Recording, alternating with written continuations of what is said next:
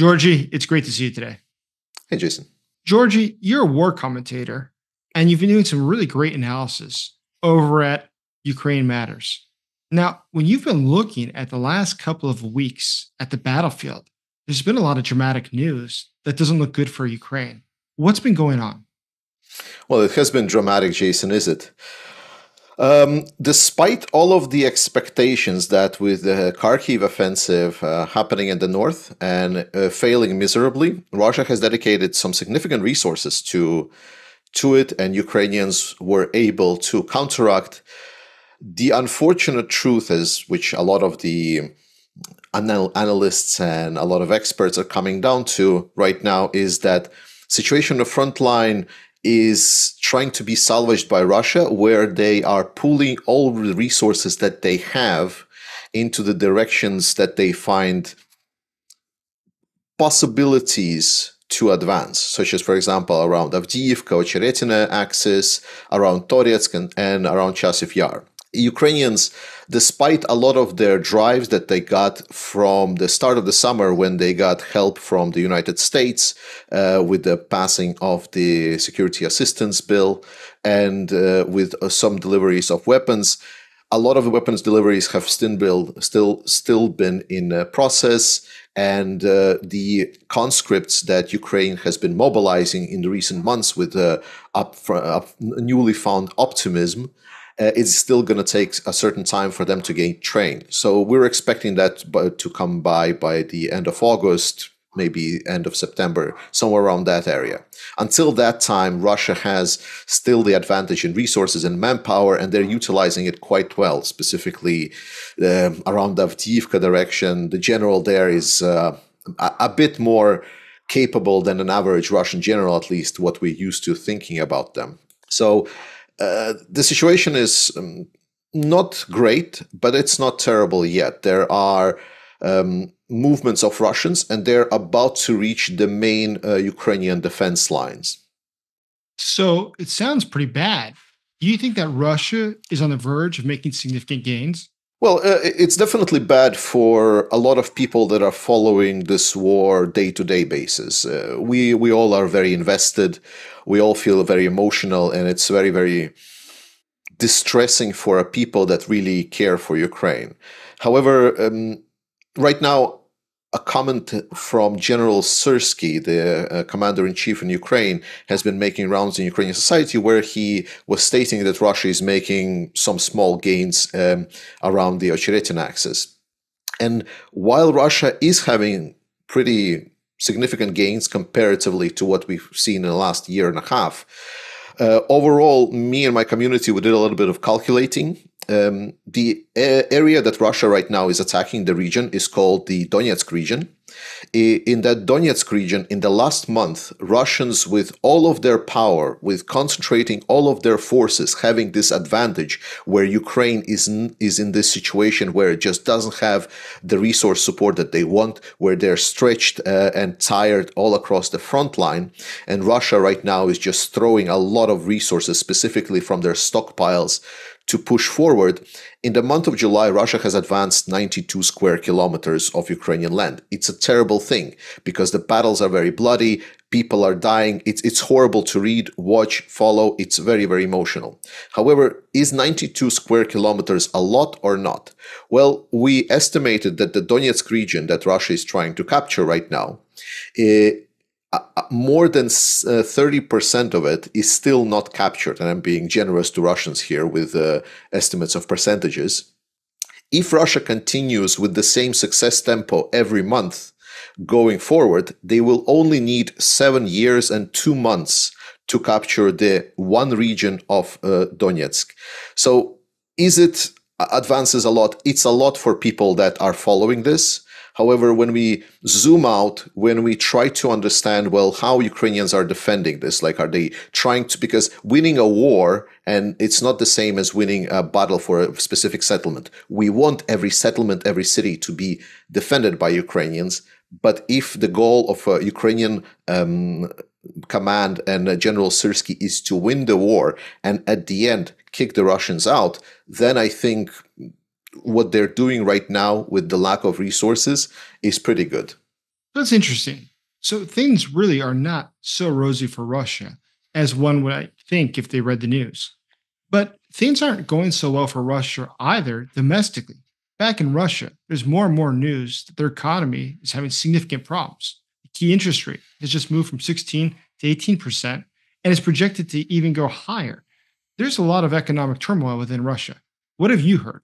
It is true, Jason, because a lot of times in our common discussions, like my channel, we mostly talk with common people, not so much with experts. And a lot of comments or questions that I hear, they are referring to Russia like this unstoppable juggernaut, a country that just cannot be stopped. They have infinite resources. Their economy is going strong. They have a manpower that they can go deep and just send hundreds of millions of people to overrun Ukraine, even if they don't have any weapons. And also the weapons, there are infinite stockpile, but it also goes into the economics of Russia.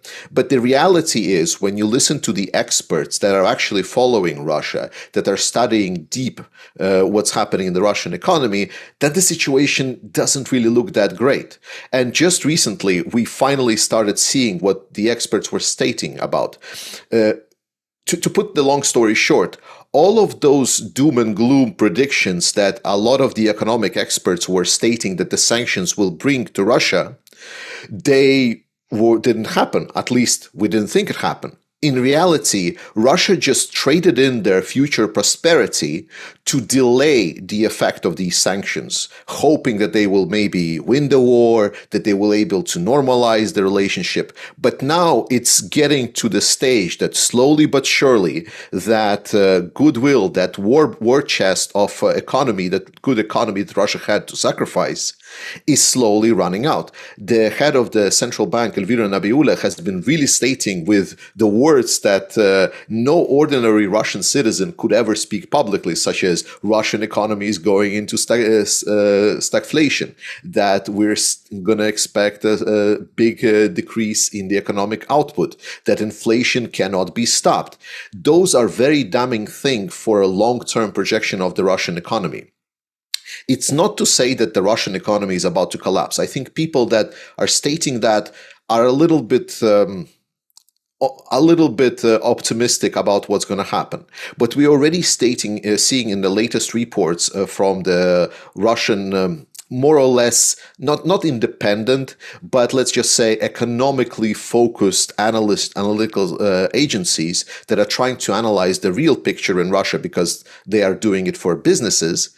They are stating that if beforehand we were seeing, like last year up to this point, we've seen the expectations for the economy to become worse, kind of piling up more and more and more, then in the last couple of months and going forward, not only we've seen the increase of those negative expectations, we see the actual economy, the actual output slowing down.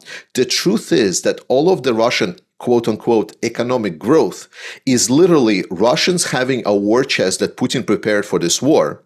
And when they started needing more production, they just took the money from that war chest and started throwing it to build up the war machine. And that's been the whole growth potential for the whole Russian economy.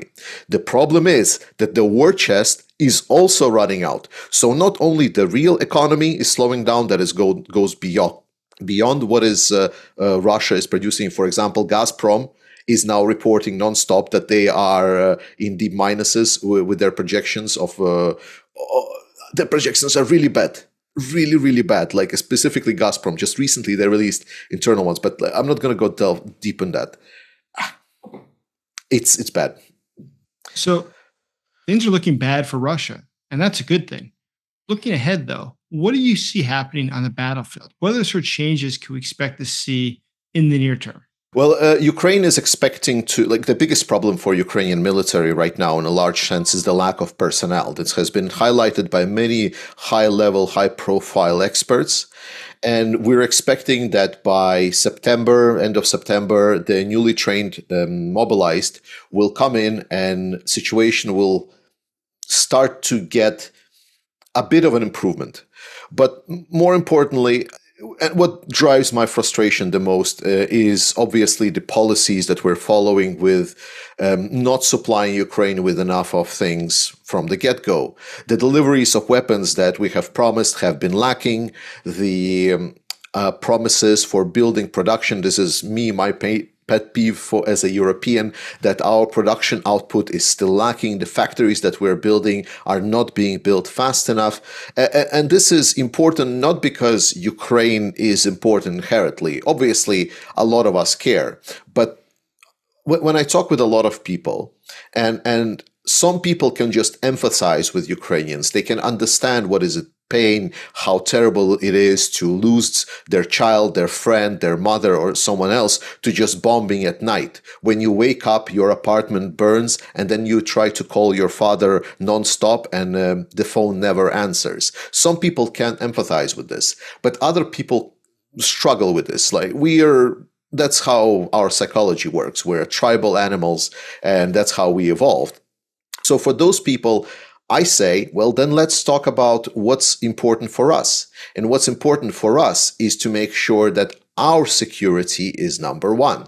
And that is why when my channel, for example, that is called Ukraine Matters, it matters not because it is Ukraine. It matters because it's the fight for democracy. It's the fight for our security. It's so right now we get through whatever aggression and this axis of evil, or however you want to call it, that Russia is right now building with the allies, we need to spend money right now so we don't have to spend something much, much more valuable later on.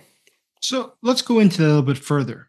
Let's talk about this alliance. As we know, Russia works very closely with other autocratic regimes around the world, including Iran, North Korea, China, Venezuela, Cuba, Nicaragua, and it's also been known to be affiliated with things like drug cartels and terrorist organizations, including Hezbollah and Hamas.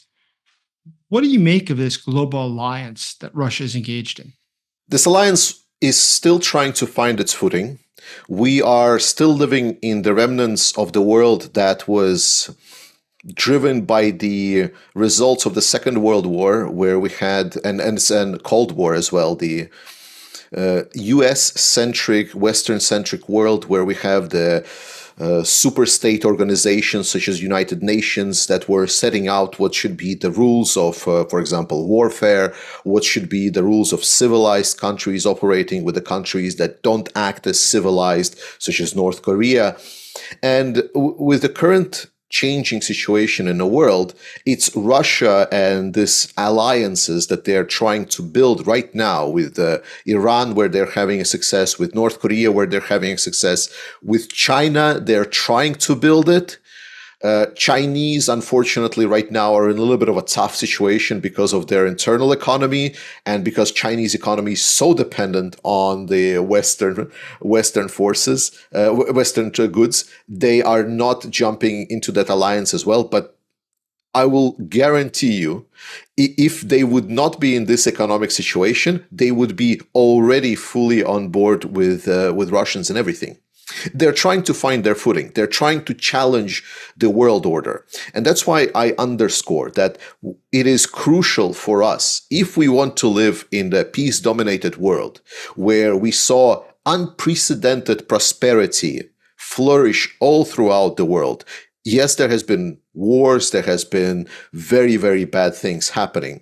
However, when we look at the whole of history, it's been a major, major improvement compared to everything else. So if we are to expect this peace, this prosperity, the fact that I can live my life knowing full well that I can just be a civilian and I don't have to study how to fight in a war, how to fight drones, don't have to look at the dead bodies nonstop, then we must preserve it right now. And that's what Russia is trying to do with their challenges. They are testing us, and our response has been unfortunately lacking. The inability of us to respond to the aggression that has been made and all of these dragging feet dictatorships don't do the cost-benefit analysis the same way that we do it in democracies. They oftentimes are motivated by their gut feeling. They're motivated by the image that the other countries is projecting. And as democracies, we inherently project some sort of a weakness for the autocrats. We project that us being indecisive, having not non-standard leaders, like having all of these discussions, this is perceived as a weakness by a lot of dictators, and they really want to exploit this. It doesn't matter for them whether or not NATO is the strongest alliance there is. If they consider, and it comes up to them, that potentially they will find a window to challenge this supposedly strongest alliance, if they can feel that they can fight an angle, they will do it, despite the fact that maybe on paper, on all cost-benefit analysis, NATO will crush them. But that's not how they're operating. And that is the danger that I believe is crucial for us to prevent for allowing this alliance to flourish. So, Georgie, if we recognize that Russia is the ringleader of this unholy alliance that really is against us, not just against Europe or the North American countries, but globally is combating our interests, what do you think the West should be doing now to support Ukraine or to combat this present threat? I think what we're doing has been great. Let's be very clear. The responses, the messages that our politicians have been making have been quite steadily, and they have been improving as well. We've heard a lot of rhetoric that we need to strengthen our alliance. We've seen that rhetoric being welcomed by a lot of voters all across both Europe. And America will find out in November. It's very interesting that we have spoken a lot, but as I mentioned already, our responses have been lacking, and I believe a lot of that lack is because we were expecting that people would act somewhat in a good faith. What I mean is, we had this United Nations, right? We have imposed sanctions on North Korea. We have imposed sanctions on some other parties and so on. And we were just expecting that other players in the world will understand that this world, this peaceful world, is also valuable for them. So therefore, they will understand why those sanctions were applied and they will follow the rules. And now, 2 years later, we'll find ourselves in a situation where we have extensive discussions, and thankfully with Janet Yellen from the United States, I believe Treasury or something else, she has been very successful with the implementation of secondary sanctions. A secondary sanctions is sanctions against the companies in the third-party states that are working with the primary sanctions that are with agents that are under primary sanctions.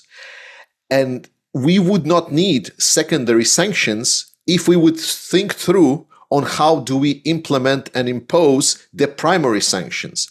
The fact that we need to do it right now and go through the list of specific companies in China that are trading with Russia, that are trading with North Korea, is a testament to our indecision and indecisiveness, is that we're talking big, we're not doing a lot. And the same as I stated before is with our production. We're stating, Ukraine, we're going to deliver 1 million shells to you. We end up delivering 300,000 as a Europeans. That is not good enough. If I wouldn't be at my job and I state that this is what I'm going to deliver at my job, and then I deliver only 30% of that, I will get fired the next day. And that's my question to what we're doing. We have the blueprint. The problem is we are not acting on it. We don't need to invent the wheel. We don't need to invent a hyperloop here or anything else. We just need to work on the things that we have said and promised. Georgie, that is really informative. Thank you for your time today. My pleasure, Jason.